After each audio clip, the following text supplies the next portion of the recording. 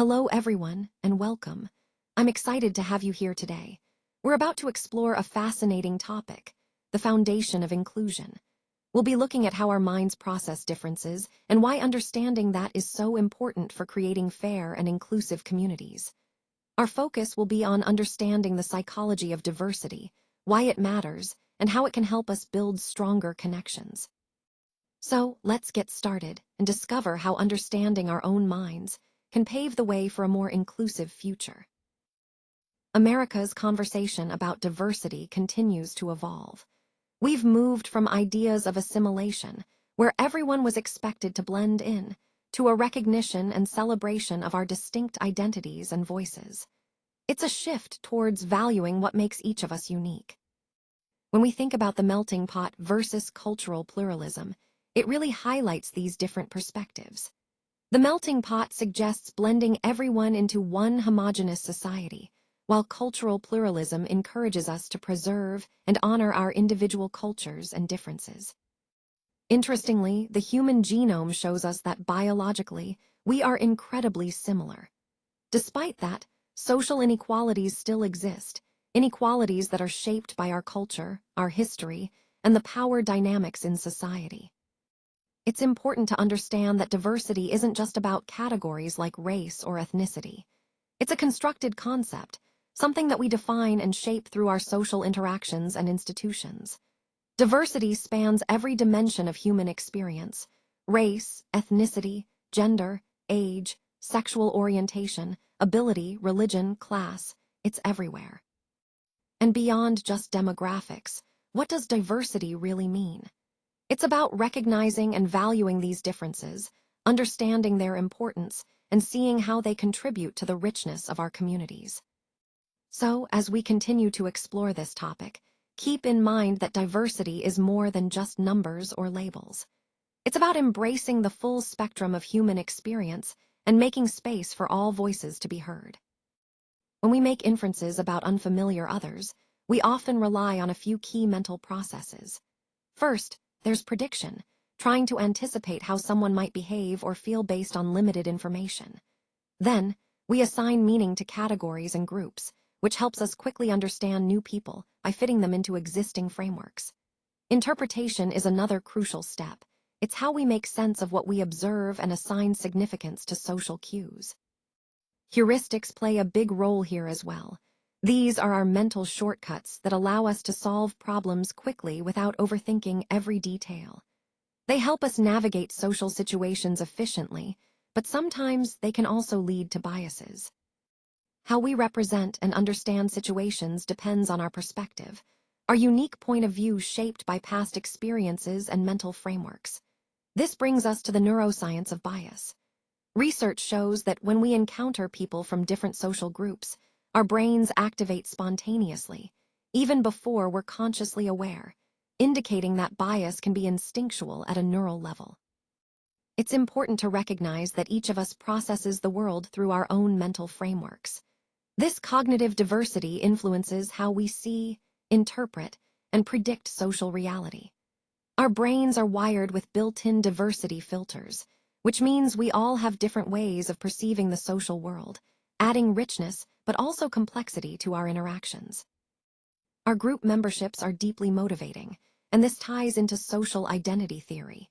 It explains why we naturally want to protect our in-group status and sometimes, unfortunately, undermine out-groups as a result.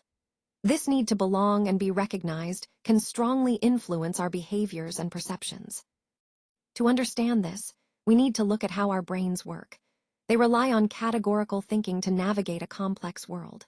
This means we quickly sort people and situations into categories to make sense of everything.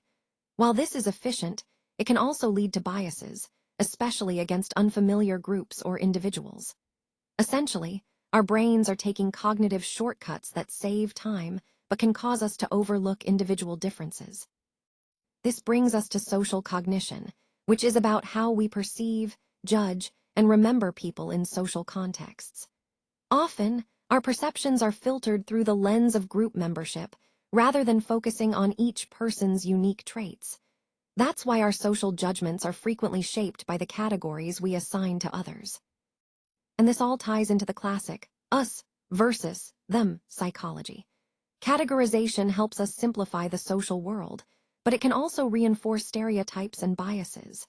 Recognizing this dynamic is crucial because it reveals why social identities matter so much and how they influence our interactions and perceptions. It's a key piece of understanding human behavior in social settings.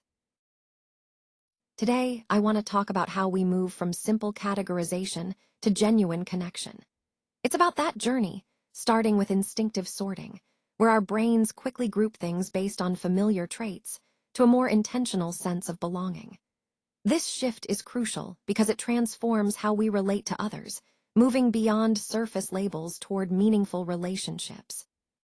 Bridging the divide means actively working to connect on a deeper level, recognizing that while categorization is natural, true connection requires effort and awareness.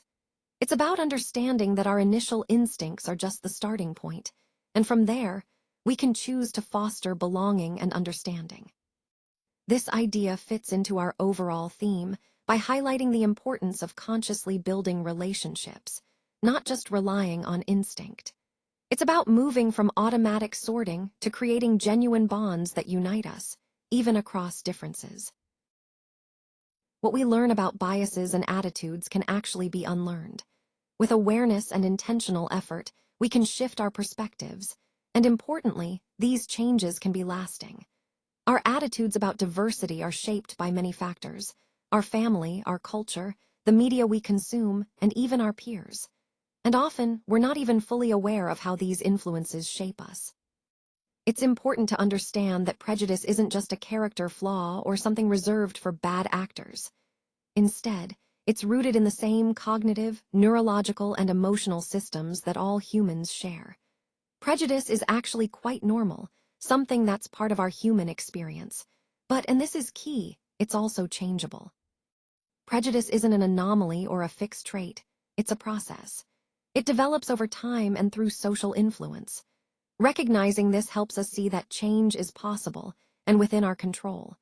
By understanding that prejudice is a process, we can work intentionally to challenge and shift these biases, making room for more inclusive and equitable attitudes. Discrimination isn't just about individual acts, it operates on many levels. It can show up as interpersonal slights, like hurtful comments or subtle biases, but it also exists within institutional policies that may inadvertently advantage some groups over others. Then there are cultural norms, shared beliefs and values that shape how we see the world, and systemic social structures that create and sustain inequalities over time. When we talk about institutional bias, we're recognizing how these structures assign roles that reinforce existing hierarchies. Power dynamics between different groups influence not only how people see themselves, but also the opportunities they have access to. And if we look at the bigger picture, historical events like slavery, segregation, and immigration exclusion continue to shape how we perceive race, identity, and belonging today. These past events leave a lasting imprint on our society, affecting perceptions and experiences long after they occurred. So, when we consider the impact of history and power, we see that discrimination is deeply rooted in the way our society has been organized over time.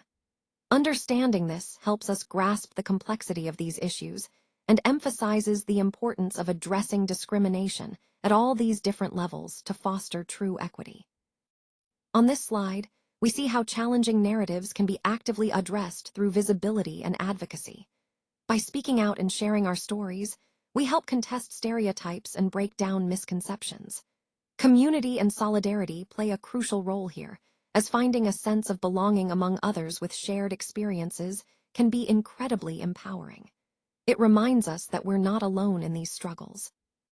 Reframing our identity is another important strategy, taking characteristics that society might stigmatize and reclaiming them as sources of pride and strength.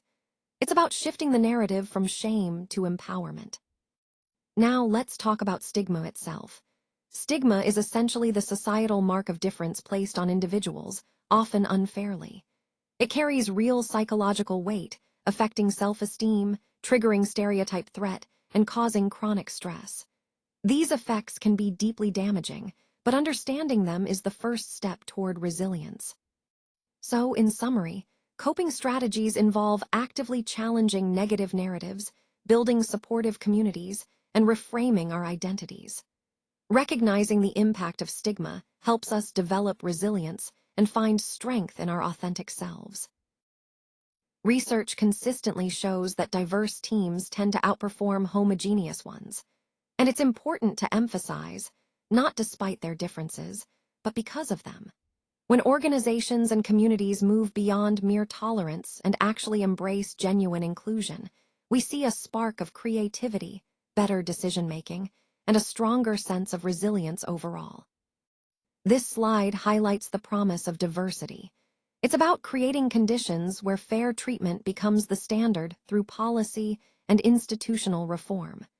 These structural changes help set the stage for real progress.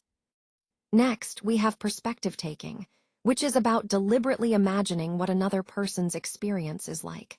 This builds empathy and, importantly, reduces automatic biases we might hold. When we put ourselves in someone else's shoes, we often see things in a new light. Then there's contact theory, the idea that meaningful, equal-status interactions between groups can reduce prejudice. But for this to work, the right conditions need to be in place. Finally, the proven techniques for building genuine connections across differences are evidence-based approaches. They're practical methods that can really help improve intergroup relations. All of these strategies are essential for fostering true inclusion and harnessing the full potential of diversity. Creating a truly equitable society, I want to emphasize, is not a final destination.